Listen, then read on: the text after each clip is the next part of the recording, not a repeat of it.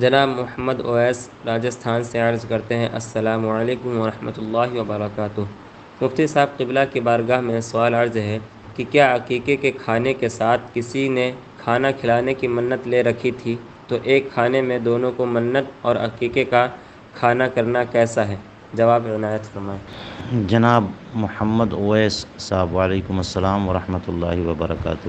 عقیقہ یہ ایک مستقل سنت ہے، اور کھانا کھلانا یہ ایک اچھا کام ہے، اور جب کھانا کھلانے کی نذر یعنی منت مان لے تو وہ واجب ہو جاتا ہے۔ تو واجب جو چیز واجب ہو وہ ایک مستقل چیز ہے، اس لیے دونوں کو خلط ملط نہیں کرنا چاہیے کہ عقیقے کے کو ہی جو ہے کھانے کے طور پہ استعمال کر لیا جائے کہ منت اسی سے عقیقے سے ہی پوری کر لی جائے، الگ الگ کرنا چاہیے۔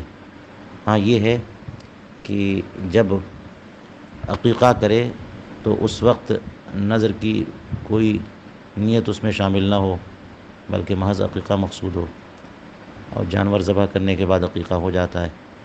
اب اگر اس نے جو نذر مانی تھی، منت مانی تھی کسی کو کھانا کھلانے کی، تو یہ گوشت یہ اس کا اپنا ہو گیا، اور اسی طرح سے چاول روٹی کھانا پورا تیار کروا کے اگر یہی کھانا کھلانا چاہے تو کھلا بھی سکتا ہے، لیکن بہتر یہی ہے کہ عقیقہ بالکل الگ رکھے اور کھلانے کی نذر الگ طور پر ادا کرے۔